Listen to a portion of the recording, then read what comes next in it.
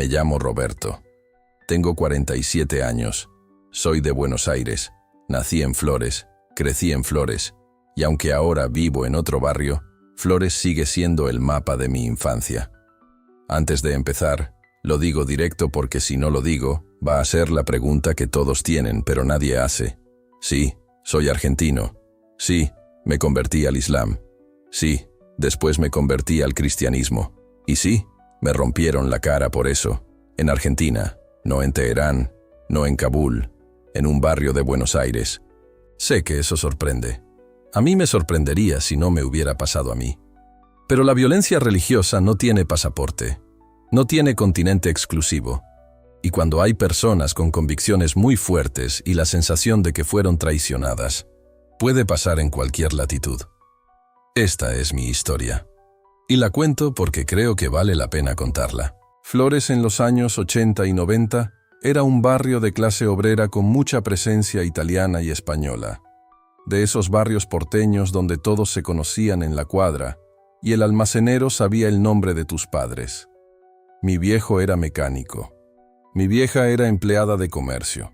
3 hermanos, yo el del medio. Éramos católicos de la manera en que la mayoría de los argentinos de clase media son católicos. Bautizados, primera comunión, misa en Navidad y Semana Santa, crucifijo en la pared y devoción a algún santo de familia. No practicantes activos en el sentido serio del término, pero con una identidad católica cultural que era parte del aire que respirabas. Estudié en el colegio del barrio. Después hice 2 años de ingeniería en la UBA que no terminé y me metí de lleno a trabajar. Trabajé en varias cosas. Mecánica como mi viejo, después administración, después ventas. Era buen vendedor. Tenía labia, como dicen. A los 25 me separé de una novia de 4 años. Fue una ruptura difícil, de esas que te dejan con preguntas sobre quién sos y para dónde vas. No fue dramática ni violenta.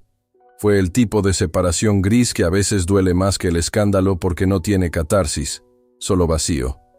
Ese vacío fue la puerta. El Islam llegó a mi vida de una manera que en retrospectiva fue perfectamente lógica, aunque en el momento me pareciera casual.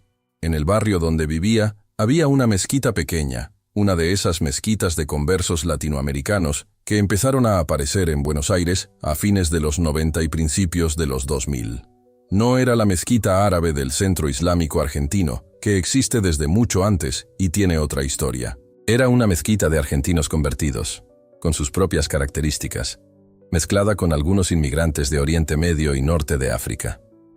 El que me habló primero fue un chico del barrio, Sebastián, que se había convertido hacía 2 años y que andaba con esa intensidad de los conversos recientes que tienen mucho para decir y buscan a quien decírselo. Sebastián era un buen tipo, apasionado, con una lectura seria del Islam que me impresionó desde el principio. Empezamos a hablar.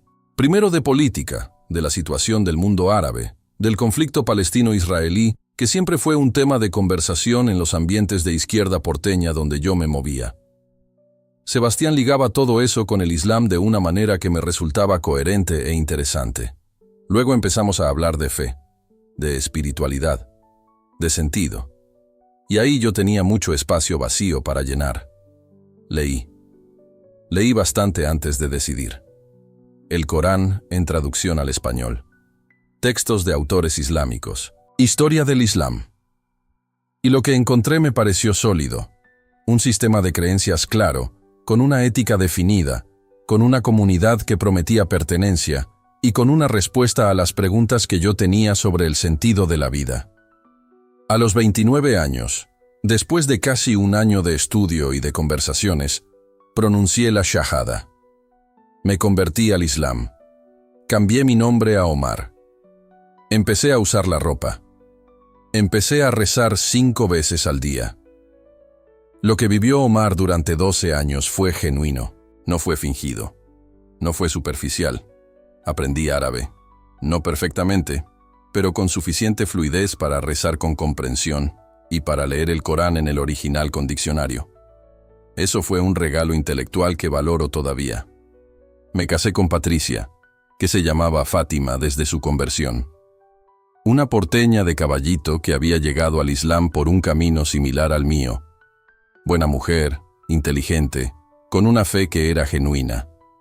Tuvimos una hija, Amina, que nació cuando yo tenía 32 años. Fui activo en la comunidad. Participé en la organización de actividades, en los iftar del Ramadán, en grupos de estudio del Corán. Tenía el respeto de las personas de la mezquita porque era alguien que se tomaba la fe en serio y que además podía hablar con quienes llegaban con preguntas, porque yo mismo había llegado con preguntas y recordaba el camino. Hubo momentos espirituales genuinos en esos años. Momentos en la oración, especialmente en las noches del Ramadán, donde sentía algo que no sé describir de otra manera que como presencia. No sabría decirte con certeza hoy si esa presencia era lo que yo creía que era, pero era real en el momento en que la sentía. También hubo cosas que con el tiempo fui viendo con más claridad. La comunidad de conversos en Buenos Aires tenía sus tensiones internas. Había una corriente más moderada, culturalmente integrada, que buscaba vivir el Islam de manera compatible con la vida argentina, y había una corriente más radicalizada, influenciada por lecturas salafistas, que llegaban principalmente a través de Internet y de contactos con grupos de Oriente Medio, que tenía una visión más rígida y más hostil hacia todo lo que no encajara en su interpretación. Esa segunda corriente fue ganando peso en la mezquita donde yo estaba, no de golpe, gradualmente, con la llegada de nuevas personas, con cambios en el liderazgo, con una retórica que se fue volviendo más extrema en sus términos. A los 38, 39 años, empecé a tener preguntas que no podía callar más. No eran preguntas nuevas exactamente.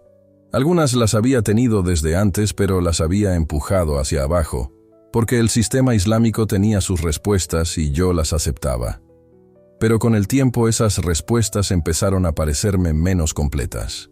Preguntas sobre el carácter de Dios en ciertos pasajes del Corán que me generaban incomodidad ética.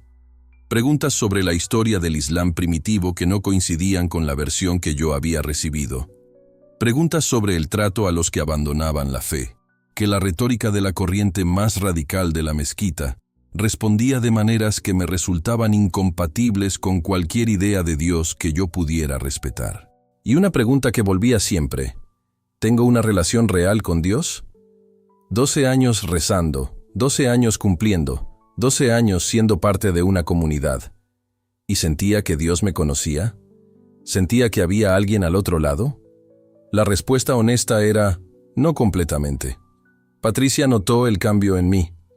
No lo nombró directamente al principio, pero había conversaciones que ella buscaba tener y que yo evitaba, porque no sabía cómo decir lo que estaba pensando sin que sonara a traición. En ese periodo, empecé a leer de nuevo. Amplio. No específicamente sobre el Islam, sino sobre filosofía de la religión, sobre otras tradiciones, sobre personas que habían hecho el camino que yo estaba considerando. Y en esas lecturas, llegué, casi por accidente, a los Evangelios. La primera vez que leí el Evangelio de Juan como adulto, sin la lente islámica que lo descartaba como texto corrupto, fue en una tarde lluviosa de julio, en mi departamento de Almagro. Patricia había ido con Amina a lo de su madre. Yo estaba solo. Tenía una Biblia que había comprado hacía semanas en una librería de usados y que había tenido sobre la mesita de luz sin abrir porque no sabía bien cómo abordarla. Esa tarde la abrí. Empecé por Juan, y lo que encontré en las primeras páginas me detuvo de una manera que no anticipaba. Juan 1. El prólogo. En el principio era el Verbo, y el Verbo era con Dios, y el Verbo era Dios. Esa frase que en el Islam es la herejía fundamental, la asociación de algo con Dios. Yo la leí sin el filtro que dice, esto está mal, y me pregunté, ¿y si no está mal? ¿Y si hay algo aquí que el Islam de mi formación no podía ver porque lo había descartado de antemano? Seguí leyendo. Juan 3. Nicodemo que va de noche con sus preguntas. Juan 4. La mujer samaritana. Juan 8. La mujer en adulterio y el dedo de Jesús escribiendo en el suelo. Juan 10. El buen pastor. Y Juan 11. Jesús llorando frente a la tumba de Lázaro. ese detalle. Jesús llora. El Dios que se hizo carne llora. No desde la distancia de la omnipotencia impasible. Llora delante de los amigos de Lázaro porque el dolor humano lo mueve. Eso no existía en el Islam que yo conocía. Dios no llora en el Islam. Dios es impasible, absoluto, separado del dolor humano en su grandeza. El Dios del Evangelio de Juan llora. Esa tarde leí durante 4 horas sin levantarme. Cuando Patricia llegó con Amina, ya era de noche, y yo todavía tenía la Biblia en las manos. Llevaba 3 meses leyendo. No solo Juan, los 4 evangelios, Romanos, Colosenses, el libro de los Salmos, que se convirtió en mi compañero de madrugada. La noche que tomé la decisión fue una noche de octubre. Amina dormía. Patricia dormía. Yo estaba en la cocina con un mate frío que había olvidado tomar, porque la Biblia ocupaba toda mi atención. Leí esa noche Juan 14. Las palabras de Jesús la última noche antes de su arresto. No se turbe vuestro corazón. Creéis en Dios, creed también en mí. Y luego, la paz os dejo, mi paz os doy. Yo no os la doy como el mundo la da. Yo no os la doy como el mundo la da. Había buscado paz durante 41 años. En la infancia. En la adolescencia difícil. En la ruptura con la novia de los 25. En el Islam durante 12 años. Momentos de paz, sí. Pero nunca esa paz que no depende de las circunstancias. La paz que existe aunque todo afuera esté revuelto. Cerré la Biblia. Me quedé mirando la ventana de la cocina donde las luces de los departamentos del frente hacían esa textura específica de la noche en Buenos Aires. Y le hablé a Jesús. En porteño. Con el voceo rioplatense. No porque fuera irreverente, sino porque es el idioma en que pienso cuando pienso de verdad. Le dije que llevaba 12 años buscando a Dios con honestidad. Que el Islam me había dado cosas reales. Pero que había algo que nunca había encontrado ahí. La certeza de ser conocido, no evaluado, no juzgado según un balance de méritos y faltas, conocido, por nombre, por el Dios que llora delante de las tumbas. Le dije que quería creer en Él, que si era quien decía ser, si era el camino y la verdad y la vida, entonces yo quería ese camino, con todo lo que eso implicara. Esa noche en la cocina de mi departamento en Almagro, con el mate frío y las luces del frente, algo cambió de manera que no volvió atrás. Lo que vino después fue una tormenta que tenía varios frentes al mismo tiempo. Patricia fue la primera persona a quien le dije la verdad. No podía no decírsela. Era mi esposa. Llevábamos 12 años construyendo una vida juntos dentro del Islam. Decírselo significaba poner todo eso en cuestión. La conversación fue difícil. Patricia era una creyente genuina. El Islam no era para ella una identidad cultural superficial. Era algo real, profundo, constitutivo de quién era. Lo que yo le estaba diciendo no era solo un cambio de opinión religiosa. Era un terremoto en los cimientos de nuestra vida compartida. Hubo semanas de conversaciones largas, de intentos de entenderse, de momentos donde yo pensaba que quizás podíamos encontrar la manera. Patricia nunca fue hostil ni violenta. Fue honesta. No podía seguir casada con alguien que había abandonado el Islam. Su fe no le daba espacio para eso, y yo la respetaba por esa honestidad, aunque me doliera profundamente. Nos separamos. La separación fue dolorosa en un nivel que no alcanza a describirse completamente. No solo por Patricia, por Amina. Mi hija tenía 9 años cuando su padre cambió de fe y sus padres se separaron. Eso es mucho para una nena de 9 años. Al mismo tiempo que esto ocurría en casa, la noticia fue llegando a la comunidad de la mezquita. En una comunidad pequeña, las noticias viajan rápido, especialmente las que la comunidad considera importantes. Las reacciones fueron variadas. Algunos vinieron a hablar conmigo con genuina preocupación. Otros directamente me cortaron el contacto. Sebastián, el que me había introducido al Islam 20 años atrás, me llamó una sola vez. Fue una conversación breve. Me dijo que estaba cometiendo el error más grande de mi vida. Colgó. No volvió a llamar. Voy a pausar aquí un momento porque lo que viene es lo más difícil de contar. Y antes de llegar ahí quiero decirte algo. Si estás viendo esto, y hay algo en tu vida que te cuesta cambiar porque el costo parece demasiado alto, esta historia tiene algo para vos. Para vos específicamente. Quédate. Y si este video te llegó de alguna manera, dale like y suscríbete al canal. Necesitamos que estas historias lleguen a más personas. Sigamos. Pasaron 4 meses desde que dejé la mezquita. Era una noche de febrero, calurosa como son los febreros porteños. Había ido a ver a un amigo que vivía en el barrio de Constitución. Salí tarde, alrededor de las 11 de la noche. El camino a la estación de subte pasaba por un callejón corto que acortaba la vuelta. Había usado ese callejón decenas de veces.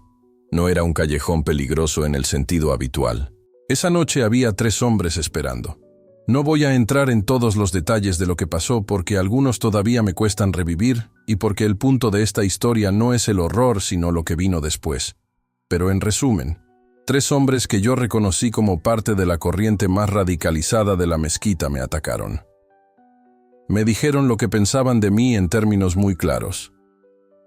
Y me golpearon de una manera que me dejó en el suelo del callejón sin poder levantarme. El golpe más fuerte fue en la cabeza contra la pared. Perdí la conciencia. Me encontró un vecino que pasaba por ahí. Llamó al SAME. Llegué al hospital Ramos Mejía en ambulancia. 4 días hospitalizado. Fractura de pómulo, costillas rotas, traumatismo de cráneo que requirió observación. La cicatriz sobre la ceja izquierda que todavía tengo es el recuerdo más visible de esa noche.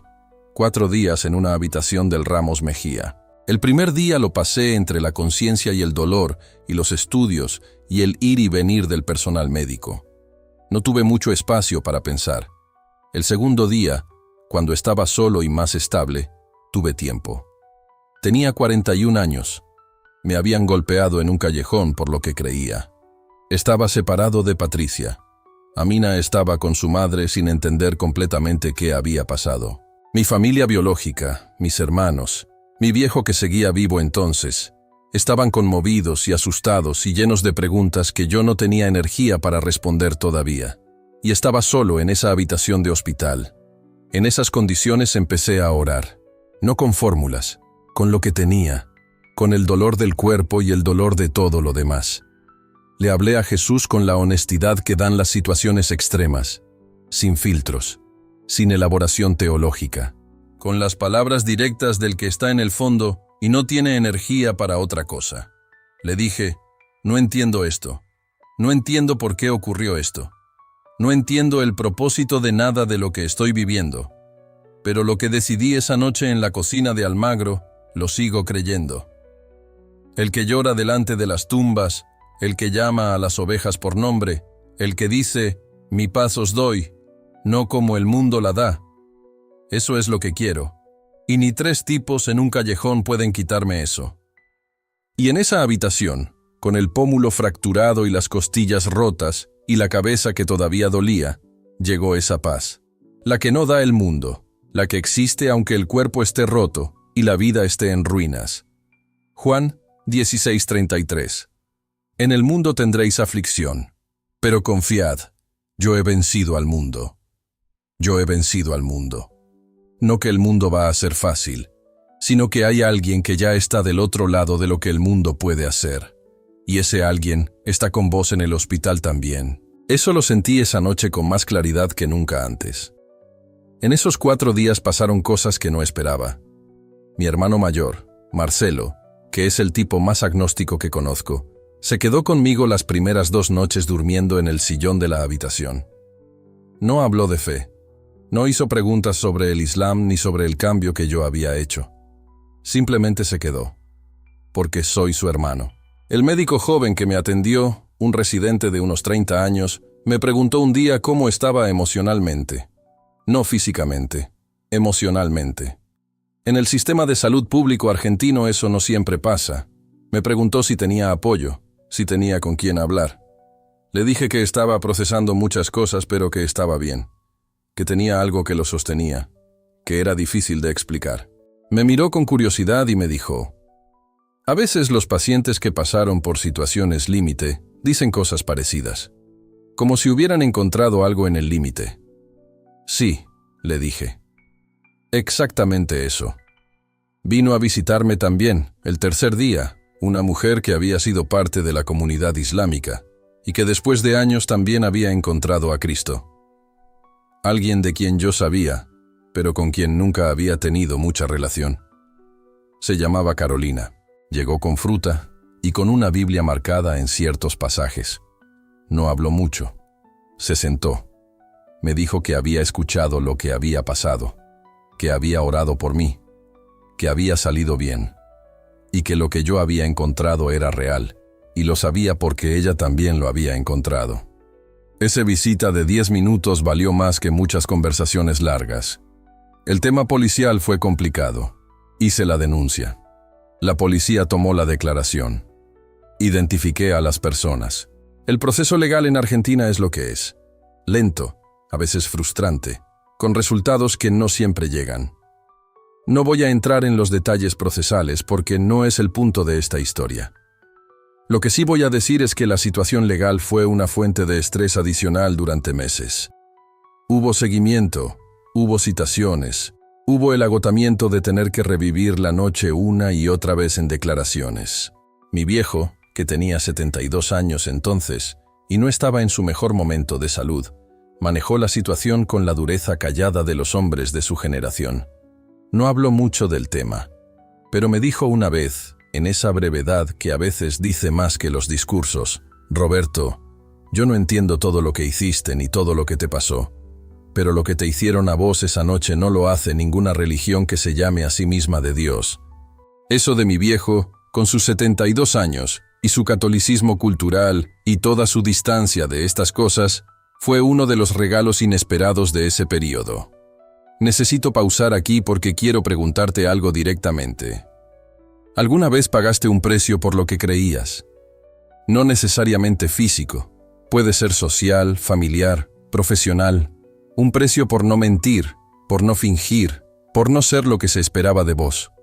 Si eso sos vos, esta historia tiene algo para vos. Y si conoces a alguien que está pagando ese tipo de precio ahora, mándales este video.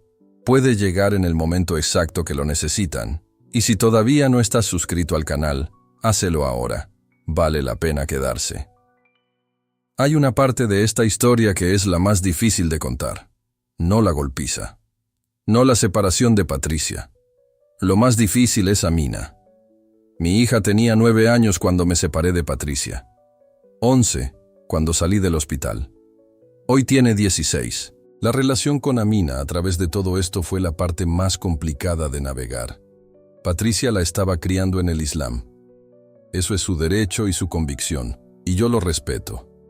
Y Amina crecía con una imagen de su padre que incluía una decisión que su madre y su comunidad consideraban un error grave. El vínculo con ella nunca se rompió completamente. Eso lo agradezco profundamente. Hay algo en el amor entre padre e hija que es más resistente que las diferencias religiosas, especialmente cuando los dos adultos, a pesar de sus diferencias, le dan prioridad a que esa relación sobreviva. Patricia y yo tuvimos muchos momentos difíciles en la coparentalidad, pero en este punto específico, en el de no usar a Amina como arma en el conflicto religioso, los dos fuimos capaces de hacer lo correcto. Amina sabe lo que su padre cree, tiene preguntas, algunas me las hace, algunas las procesa sola. A sus 16 años está en ese proceso que tiene su propio tiempo y que yo no apuro. Lo que sí hago es estar presente, cada vez que puedo, con la consistencia del padre que no desaparece, con el amor que no tiene condiciones doctrinales. Y oro por ella cada noche, en nombre, con detalles, con la oración de un padre que sabe que el corazón de su hija está en manos de Dios. Algunos meses después del alta del hospital, Carolina me invitó a la iglesia a la que ella asistía. Era una iglesia evangélica en el barrio de Villa Crespo. No grande, con esa mezcla característica de las iglesias evangelicales porteñas, gente de muchos barrios y muchas historias, música con guitarras y teclados, predicación directa sin excesiva liturgia. El primer domingo fui con las costillas todavía doliéndome un poco. Me senté al fondo, observé, El pastor era un hombre de unos 50 años, corpulento, con voz grave y una manera de hablar que mezclaba lo teológico con lo cotidiano, de una manera que me recordaba al mejor vendedor que conocí. Alguien que sabe que lo que dice importa y sabe cómo decirlo para que llegue. Ese primer domingo predico sobre Juan 10, el buen pastor. El ladrón no viene sino para hurtar y matar y destruir. Yo he venido para que tengan vida y para que la tengan en abundancia. Me quedé inmóvil en esa silla de madera. El buen pastor. El capítulo que yo había leído aquella tarde lluviosa de julio. El capítulo que me había parado en seco por primera vez. Y acá estaba, en una iglesia de Villa Crespo, ese mismo capítulo. No fue coincidencia. O si lo fue el tipo de coincidencia que Dios a veces organiza con una sonrisa. Empecé a ir regularmente. El pastor, que se llamaba Ernesto, se tomó el tiempo de conocer mi historia. Con esa historia completa, la del converso al Islam, los 12 años, la segunda conversión, el callejón, el hospital. Sin escandalizarse, sin tratarme como caso especial, como alguien que llegó por un camino específico y era bienvenido como era. Me bautizaron un domingo de agosto, casi un año después de la noche del callejón. 20 personas aproximadamente. Carolina y su familia. Marcelo, mi hermano agnóstico, que fue y se quedó con cara de no saber exactamente qué pensar, pero que fue. Y el pastor Ernesto, que me bautizó con esa voz grave suya y una sonrisa de alguien que genuinamente se alegra cuando alguien llega. 3 años después de la noche del callejón, recibí un mensaje de Sebastián, el que me había introducido al Islam 20 años atrás y que había cortado el contacto cuando me fui. El mensaje era breve. Me preguntaba si podíamos tomar un café. Nos vimos en un bar de Flores, el barrio donde los dos habíamos crecido. Sebastián tenía los signos del tiempo como los tenía yo. Más canas, más peso, más años en la cara. Pero algo diferente también en los ojos. Menos certeza, más preguntas. Me contó que había habido cambios en su vida, que las personas con quienes había estado más cercano en la comunidad eran algunas de las mismas que habían estado en el callejón aquella noche, que cuando eso salió a la luz, él tuvo que enfrentarse con el hecho de que había estado compartiendo la fe con personas capaces de hacer eso. No me dijo que se había convertido. No llegó a eso. Pero me dijo que tenía preguntas, que el sistema que él había creído tan sólido tenía grietas que no había querido ver, que no sabía bien a dónde ir con eso. Le dije que lo entendía, que yo había estado en ese lugar también, aunque por un camino diferente, que las preguntas no son el problema, que son la puerta. Le conté lo que había encontrado, no con urgencia ni con agenda, con la sencillez de alguien que tiene algo real para compartir y lo comparte. Sebastián escuchó. No tomó ninguna decisión ese día. Nos despedimos con un abrazo en la puerta del bar. Seguimos en contacto. El proceso es suyo y tiene su propio tiempo, pero la puerta está abierta. Hay algo que quiero decir específicamente sobre el contexto argentino porque creo que vale la pena. Argentina tiene una comunidad musulmana pequeña pero real, estimada en 100.000 personas aproximadamente, entre inmigrantes de países de mayoría islámica y conversos locales. Es una de las comunidades musulmanas más grandes de América Latina, junto con la de Brasil. La gran mayoría de esa comunidad es moderada, integrada en la sociedad argentina, sin tensiones con el entorno. Muchos de los musulmanes que conozco son personas con quienes tengo una relación de respeto aunque tengamos diferencias de fe. Eso es importante decirlo. Lo que me pasó a mí no es representativo de la comunidad musulmana argentina en su conjunto. Fue obra de una minoría pequeña dentro de esa comunidad, la corriente más radicalizada, la que tiene una interpretación de la fe que no comparte la mayoría. Pero esa minoría existe, y en ciertos contextos tiene consecuencias reales. Lo digo no para generar miedo ni para estigmatizar a una comunidad entera. Lo digo porque la verdad importa, y porque el hecho de que ocurra en Argentina, en un país latinoamericano y libre, dice algo sobre la naturaleza de la radicalización religiosa que no conoce fronteras geográficas. Y también lo digo para los conversos latinoamericanos al Islam, que están en procesos similares al que yo viví. Hay un camino. Hay personas que lo caminaron. Y hay una comunidad que te recibe al otro lado. Pasé 12 años en el Islam con convicción genuina. Y hay cosas que me dio que no voy a negar por honestidad. Me dio disciplina espiritual. La oración 5 veces al día puede sonar a rutina mecánica. No lo fue para mí, al menos en los primeros años. Era un recordatorio 5 veces al día de que había algo más importante que mi agenda, que había un Dios al que debía orientarme. Esa práctica de detención repetida, de interrupción de lo cotidiano para lo sagrado, me formó en una disciplina que valoro todavía. Me dio amor al estudio. El Islam tiene una tradición intelectual enorme. La filosofía islámica medieval que preservó y desarrolló el pensamiento griego cuando Europa lo había perdido. Los grandes textos de teología y jurisprudencia. El árabe clásico con su riqueza poética. Sumergirme en todo eso me educó de maneras que una educación secular estándar no hubiera podido. Me dio comunidad, la Umma, la comunidad de creyentes. En sus mejores momentos, es una experiencia de pertenencia que las sociedades individualistas modernas no logran replicar. Los iftar del Ramadán en los que 20 personas se sentaban juntas a romper el ayuno. La solidaridad entre los miembros cuando alguien pasaba por dificultades. Eso era real. Y me dio honestidad sobre el sentido de la vida. El Islam no pretende que la vida es solo bienestar individual. Hay algo más grande. Hay un creador. Hay responsabilidad. Hay consecuencias eternas de las decisiones cotidianas.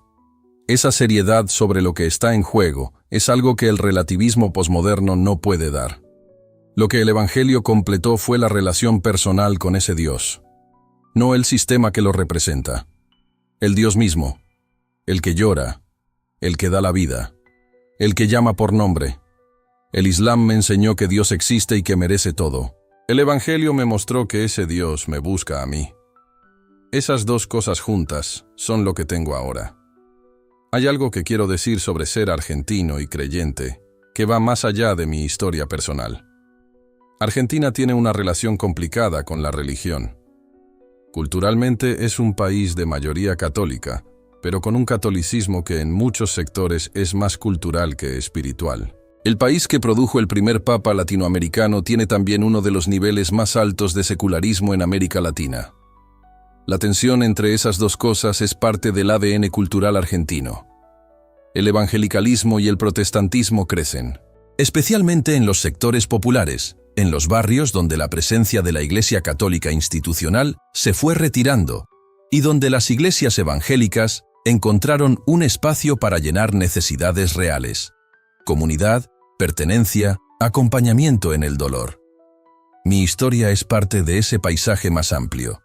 Un argentino que buscó en el Islam lo que el catolicismo cultural de su familia no le daba. Y que terminó encontrándolo en Cristo, pero de una manera diferente a como lo presentaba el catolicismo de su infancia. No soy el único. Hay en Argentina un número creciente de conversos del Islam al cristianismo. Personas con historias como la mía, que no tienen dónde contarlas porque el relato público sobre estas cosas en Argentina es casi inexistente. Esta historia existe en parte para ellos también. La cicatriz sobre mi ceja izquierda no la escondo. No uso el cabello de una manera que la tape. No me avergüenzo de ella. Al principio, en los meses después del hospital, me resultaba difícil mirarme al espejo sin que la cicatriz me recordara la noche del callejón. Era un recordatorio de lo que había pasado que no podía evitar. Con el tiempo eso cambió. La cicatriz pasó a ser parte de mi cara, de quien soy, como las canas de las sienes y las líneas alrededor de los ojos, las marcas que deja vivir. Hay una frase que leí en algún lugar y que me quedó: las cicatrices son el lenguaje con el que el cuerpo cuenta sus historias. Las mías cuentan esta, y esta historia merece ser contada. Jesús resucitado tenía marcas. El Evangelio de Juan lo dice en el capítulo 20. Cuando Tomás pide ver las marcas de los clavos, Jesús las muestra. No las esconde. Las ofrece como evidencia de lo que ocurrió. Las marcas son parte de quién es Jesús resucitado. No una vergüenza, un testimonio. Mis cicatrices también son testimonio de lo que ocurrió, de lo que sobreviví y de lo que encontré en ese hospital. Con Amina hablamos de muchas cosas. La relación padre-hija atraviesa los años de una manera que tiene su propia lógica. Cuando era chica, las conversaciones eran las de una nena que quiere entender por qué su papá y su mamá ya no viven juntos y por qué el papá ya no va a la mezquita. Esas conversaciones las tuve con honestidad adaptada a su edad, sin mentirle, sin abrumarla con cosas que no podía procesar todavía. Con los años las conversaciones fueron cambiando. A los 12 le empecé a explicar más. A los 14 ya podía hablar con ella de cosas más complejas. Hoy, a los 16, Amina hace preguntas que me sorprenden por su agudeza. Una vez me preguntó: «Papi, ¿cómo sabes que Jesús es verdad y no el Islam?». No me lo preguntó de manera hostil. Me lo preguntó con la genuina curiosidad de alguien que tiene una pregunta legítima. Le dije algo que creo con toda honestidad: que la verdad puede ser encontrada si se busca con honestidad. Que yo busqué durante muchos años. Que en el Evangelio encontré algo que respondía a mis preguntas más profundas de una manera que el Islam no alcanzaba a responder para mí. Que eso no significa que el Islam sea completamente falso, ni que ella esté equivocada en su fe. Significa que yo encontré lo que encontré, y que lo probé en condiciones extremas, y se sostuvo. Amina escuchó todo eso. No dijo que estaba de acuerdo ni que estaba en desacuerdo, pero preguntó. Y que pregunte, ya es todo. Hay datos sobre el Islam en América Latina que la mayoría de los latinoamericanos no conocen. La comunidad musulmana en la región es más grande de lo que se percibe. Brasil tiene la mayor comunidad islámica de América del Sur, con varios cientos de miles de personas, con raíces en la migración árabe del siglo XIX y XX. Argentina tiene la segunda más grande. En Chile, Uruguay, Paraguay también hay comunidades. Y hay un número creciente de conversos latinoamericanos, personas sin origen árabe que eligieron el Islam, como lo elegí yo. Las motivaciones son variadas. Algunos llegan por contacto con la comunidad árabe de sus países, algunos por movimientos de justicia social que encuentran en el Islam un marco ideológico, algunos por búsqueda espiritual similar a la mía. La gran mayoría de esas personas vive su Islam de manera pacífica y completamente integrada en la sociedad latinoamericana. Lo que me pasó a mí no es la norma, es la excepción. Pero la excepción existe, y el hecho de que exista en América Latina, en países con libertad religiosa garantizada y con una cultura que no suele asociarse con este tipo de conflictos, dice algo sobre la universalidad de la radicalización religiosa cuando se dan las condiciones para ella. Cuento esto no para alarmar, para informar. La verdad sobre la complejidad del mundo siempre es mejor que la simplificación cómoda. Hay personas que cuando escuchan que me convertí al cristianismo, asumen que fue un retorno nostálgico al catolicismo de mi infancia. Una vuelta al rebaño después de la aventura. No fue eso. El Jesús que encontré en el Evangelio de Juan no se parece al catolicismo cultural del crucifijo en la pared de mis viejos. No porque ese catolicismo sea falso, sino porque yo nunca lo había encontrado como persona, como alguien con quien tener una relación real. El Jesús de Juan es alguien que hace preguntas. ¿Qué buscáis?, les pregunta a los primeros discípulos. No les dice qué tienen que buscar, les pregunta. Ese Jesús que empieza por preguntar es el Jesús que yo encontré, el que hace espacio para la búsqueda antes de dar las respuestas. El Jesús de Juan es alguien que va a los lugares donde nadie quiere ir. Al pozo donde está la mujer samaritana que tiene 5 maridos, a la casa del cobrador de impuestos, a los pies del leproso. Esos lugares que Buenos Aires también tiene, los barrios donde la pobreza tiene nombre y apellido, y donde la presencia de alguien que viene sin agenda de control, sino con agenda de amor, es tan rara como sorprendente. Ese Jesús me resulta reconocible, no como figura religiosa decorativa, como alguien que entiendo. Y ese Jesús está en Villa Crespo tanto como está en Belén, En el hospital tuve tiempo de pensar en el dolor. No solo el físico, que era obvio. El dolor existencial. El dolor de una vida que no salió como yo pensaba que debía salir. Había 2 conversiones, un matrimonio roto, una hija con quien mi relación era complicada, una golpiza en un callejón. Si alguien me hubiera descrito eso a los 29 años cuando pronuncié la shahada, lo hubiera considerado imposible. Y sin embargo ahí estaba, 41, en el Ramos Mejía, con el balance de mi vida adulta mirándome desde la cama del hospital. Lo que aprendí sobre el dolor en esos 4 días es que el dolor no es el final de la historia. Puede ser el principio. El dolor abre cosas que el bienestar cierra, hace preguntas que el confort no se permite hacer, lleva a profundidades que la vida cómoda nunca alcanza. El Salmo 34 que yo recitaba en árabe durante los años del Islam, dice en el versículo 18, «Cercano está el Señor a los quebrantados de corazón y salva a los contritos de espíritu». No a los que tienen todo bajo control, a los quebrantados. Yo estaba quebrantado de una manera total ese febrero en el hospital. Y Dios estaba cercano de una manera que nunca antes había sentido con esa claridad. El dolor fue la puerta. No lo elegiría si pudiera evitarlo. Pero no lo cambiaría por lo que llegó con él. Mi viejo murió 3 años después de la noche del callejón, a los 75, de un paro cardíaco, igual que lo que había matado a mi abuelo. En los últimos meses de su vida, cuando ya sabíamos que el tiempo era limitado, tuvimos conversaciones que nunca habíamos tenido antes. El tipo de conversaciones que la inminencia de la muerte permite porque ya no hay tiempo para los rodeos. Mi viejo no era un hombre de fe profunda en el sentido espiritual. Era un hombre bueno, trabajador, de esos que se miden por lo que hacen más que por lo que dicen o creen. Pero en esas últimas conversaciones me preguntó sobre lo mío, sobre lo que yo creía, sobre si estaba bien. Le conté, con la sencillez de padre e hijo que ya no tienen tiempo para las complicaciones. Le hablé de lo que había encontrado, de la habitación del hospital, de la paz que no da el mundo. Me escuchó.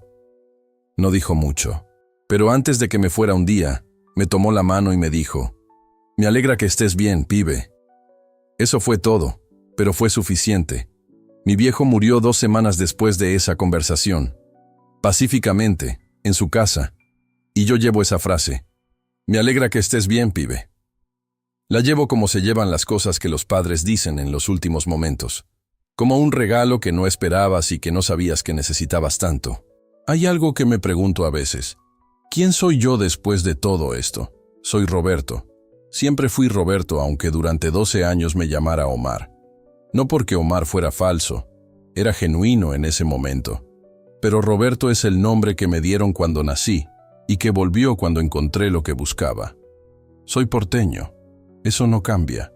El mate, el fútbol, el lunfardo, el humor negro que los porteños usamos para procesar todo, incluyendo lo más difícil, todo eso sigue siendo mío. Soy alguien que buscó con honestidad durante 20 años, que tomó un camino que no era el convencional para un argentino de flores, que pagó precios que no esperaba pagar, y que encontró algo al final de ese camino que hace que todos los precios valieran. Soy padre de Amina. Eso es una de las cosas más reales de lo que soy, independientemente de todo lo demás. Y soy creyente, en Jesús, en el buen pastor, en el que llora delante de las tumbas y dice, «Yo soy la resurrección y la vida», en el que en el peor momento de mi vida, en una habitación del Ramos Mejía con el pómulo roto y las costillas fracturadas, estuvo tan presente que no me cabe duda. Esos 2 Robertos, el de flores y el creyente, no se contradicen, se completan. Quiero hablarle directamente a los latinoamericanos que ven este video. América Latina es el continente más católico del mundo en términos culturales, pero hay en ella un número creciente de personas que buscan algo diferente, que el catolicismo cultural de las familias no alcanza, que encuentran en el Islam una alternativa que parece sólida y clara y comunitaria. Para esas personas tengo una cosa que decirles: busquen con honestidad. No paren la búsqueda solo porque llegaron a un primer destino. Las preguntas que los llevaron al Islam son legítimas y merecen seguir siendo hechas. Lo que yo encontré en el Evangelio no fue una respuesta a las preguntas políticas o sociales que me habían llevado al Islam. Fue una respuesta a algo más profundo. La pregunta por si hay alguien que me conoce.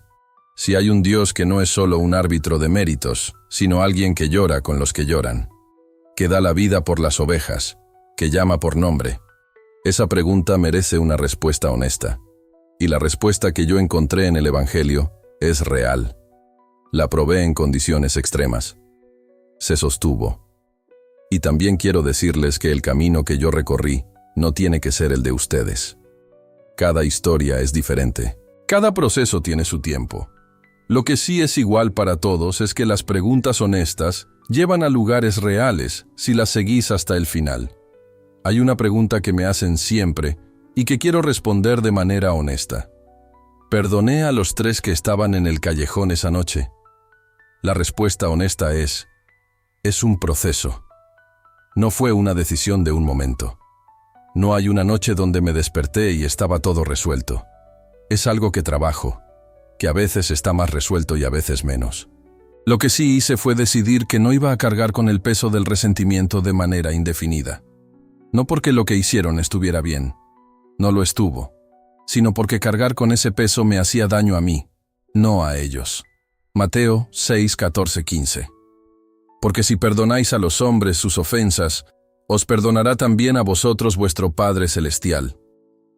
El perdón no es un sentimiento, es una decisión. Y es una decisión que se toma más de una vez, que a veces hay que volver a tomar cuando la rabia vuelve, que tiene su propio proceso.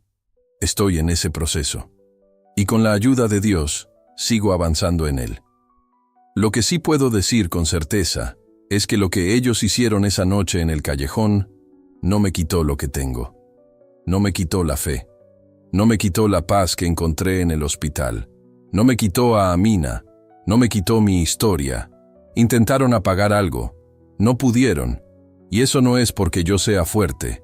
Es porque lo que tengo es más grande que lo que ellos pudieron hacer. Hoy tengo 47 años. Sigo viviendo en Buenos Aires. Trabajo en ventas, que sigue siendo lo mío. Tengo una relación nueva desde hace 3 años con una mujer que se llama Valeria y que tiene su propia historia de fe que respeto y que en muchas cosas se parece a la mía. Sigo en la iglesia del pastor Ernesto. Soy parte activa de esa comunidad. A veces doy testimonio cuando hay personas que llegaron de trasfondos islámicos y que tienen preguntas que yo puedo responder desde adentro. Amina tiene 16 años y viene a cenar a mi casa cada 2 semanas. Hablamos de todo, a veces de cosas difíciles, a veces de boludeces que no tienen nada de difícil. El vínculo está, se va construyendo. Sebastián y yo tomamos café a veces. El proceso de él avanza a su ritmo, no lo apuro. Oro por él. La cicatriz sobre la ceja izquierda sigue ahí. Cada tanto la toco sin querer cuando me paso la mano por la cara. Y en vez de rabia, lo que siento es algo parecido a gratitud, no por el golpe. Por lo que vino después del golpe. Por la habitación del Ramos Mejía donde encontré la paz que no da el mundo. A veces las cosas más importantes de tu vida llegan de las maneras más inesperadas. Quiero orar antes de cerrar. Desde Flores, desde Almagro, desde el barrio porteño que es el mío. Señor, gracias. Gracias por aquella tarde lluviosa de julio, cuando abrí el Evangelio de Juan, sin saber lo que iba a encontrar. Gracias por la habitación del Ramos Mejía donde llegaste cuando más te necesitaba. Gracias por el pastor Ernesto y por su iglesia de Villa Crespo. Gracias por Carolina que llegó con fruta y una Biblia marcada al 3er día. Gracias por Marcelo, mi hermano agnóstico, que se quedó sin decir nada las primeras 2 noches porque soy su hermano. Gracias por Amina, por sus preguntas, por los asados cada 2 semanas, por la relación que sobrevivió todo esto. Gracias por mi viejo que antes de irse me dijo que se alegraba de que estuviera bien. Señor, te pido por los latinos que buscan, por los que encontraron en el Islam una respuesta y que tienen preguntas que todavía no se permiten hacer, por los que pagaron precios en América Latina por lo que creen y que no tienen a quien contárselo, por los que están en hospitales de cualquier ciudad latinoamericana con el cuerpo o el corazón rotos.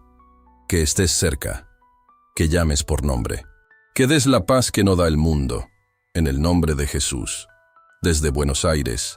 Amén.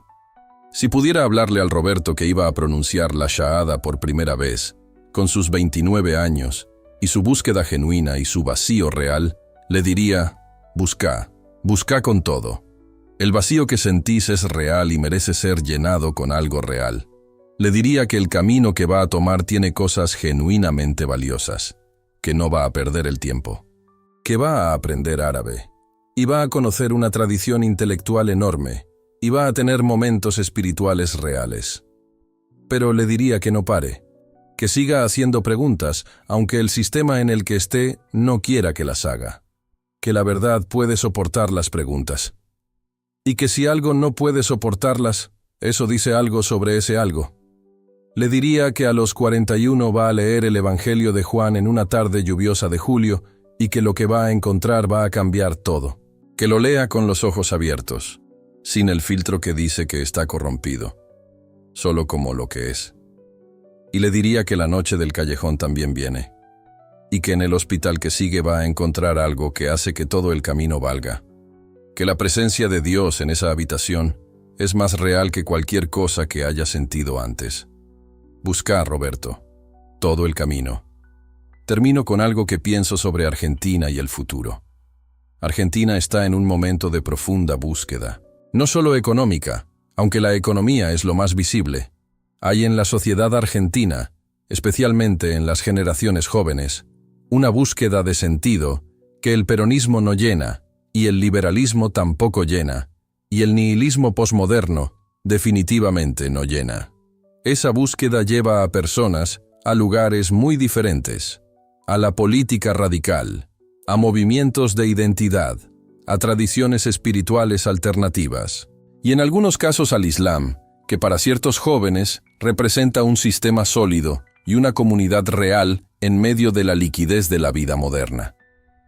Entiendo ese camino porque lo viví, y lo que quiero decirle a esa Argentina que busca es: el Evangelio tiene algo para ustedes también, no el catolicismo cultural de los crucifijos, el Evangelio mismo, el Jesús que hace preguntas, que va a los lugares donde nadie quiere ir, que llora, que da la vida, que llama por nombre. Ese Jesús es para Flores tanto como para Belén, para los pibes de los barrios de Buenos Aires tanto como para los pescadores del lago de Galilea. Y tiene algo para esta Argentina que busca sentido en medio del ruido. Búsquenlo, con honestidad, con las preguntas que tienen, con el vacío real que sienten. Se los digo desde la experiencia de alguien que buscó en muchos lugares y que encontró en el Evangelio lo que ningún otro lugar pudo darle. Has escuchado a un porteño de Flores contarte su historia. 2 conversiones, un callejón, un hospital, una hija que sigue siendo su hija, y una fe que sobrevivió todo eso porque tiene raíces que ninguna golpiza puede alcanzar. Si sos latino y buscas algo que dé sentido, busca. No te quedes con la primera respuesta que encontrás. Hacé preguntas difíciles. Lee los evangelios con honestidad. Habla con Jesús como si fuera real.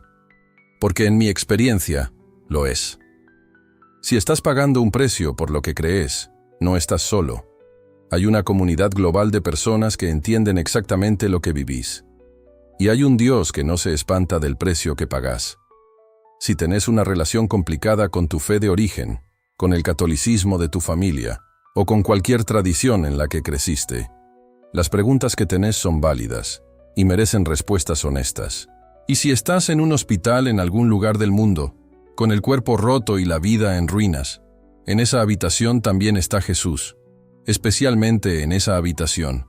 Una sola cosa antes de que cierres este video. Compartilo. No hace falta que escribas nada. Solo mandáselo a alguien. Porque hay un Roberto en tu círculo. Hay alguien que buscó en lugares que no funcionaron, que pagó precios, que tiene preguntas sin responder. Este video puede llegar a esa persona en el momento exacto. Y si querés seguir escuchando historias como la mía, suscríbete al canal Fe Sin Fronteras. Cada semana hay una vida nueva. Cada semana hay una razón más para creer que Dios no se olvidó de nadie, ni siquiera de los porteños que se convirtieron al Islam en los 90. Gracias por escuchar. Que Dios los cuide. Soy Roberto, ex Omar, porteño, padre, creyente. Y lo que 3 tipos en un callejón intentaron apagar sigue encendido. Hay una imagen que para mí resume algo sobre la fe en el contexto argentino que quiero compartir antes de terminar definitivamente. El mate. El mate es la bebida más argentina que existe. No es solo una infusión, es un ritual social. Es la forma en que los argentinos se sientan juntos. El que ceba y el que recibe. La ronda que va pasando. El silencio cómodo que el mate permite, porque no necesitas hablar para estar presentes juntos. En mis años en el Islam, el mate fue una de las cosas que mantuve. Nunca dejé de tomar mate. Sebastián y yo discutíamos de teología con mates de por medio. Las reuniones de la mezquita terminaban con mates, porque somos argentinos, y los rituales culturales son más resistentes que las conversiones religiosas. Cuando me fui del Islam, una de las primeras cosas que hice fue cebar un mate en mi departamento de Almagro y sentarme a leer el Evangelio de Juan. Mate y Evangelio. Buenos Aires puro. Cuando me bautizaron en la iglesia de Villa Crespo, alguien trajo mates para el después. Porque somos argentinos y celebramos con mates. El mate no tiene nada de espiritual en sí mismo. Es una bebida. Pero hay en el ritual del mate compartido algo que se parece a lo que describe Juan 15:15, cuando Jesús dice a sus discípulos: «Ya no os llamaré siervos, os he llamado amigos». El amigo con quien compartís el mate en silencio un domingo a la tarde. El amigo cuya presencia no requiere grandes palabras ni grandes gestos. Solo presencia. Eso es lo que Jesús ofrece. No un sistema de reglas que cumplir. Una presencia real. Un amigo que conoce tu historia completa y se queda de todas formas.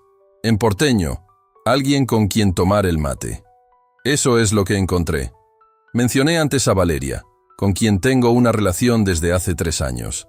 Quiero decir algo más sobre eso porque es parte de la historia.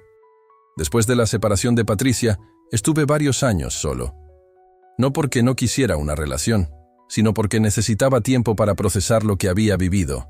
El Islam, la conversión, el hospital, la separación, la relación con Amina. Todo eso requería trabajo interior antes de poder estar en condiciones de darle algo a alguien. Valeria llegó en el momento en que yo ya había hecho parte de ese trabajo. Es creyente también, con su propia historia que no es mía para contar en detalle. Lo que sí puedo decir es que hay algo en una relación entre 2 personas que comparten la misma fe de base que es diferente a cualquier otra cosa. No porque hace todo fácil, sino porque hay un horizonte compartido, una misma dirección. Amina la conoce. Tiene una relación que construyeron de a poco, con respeto mutuo y con la distancia apropiada que Valeria supo mantener. No intentó ser la mamá de Amina. Simplemente fue una persona más presente en la vida de su padre.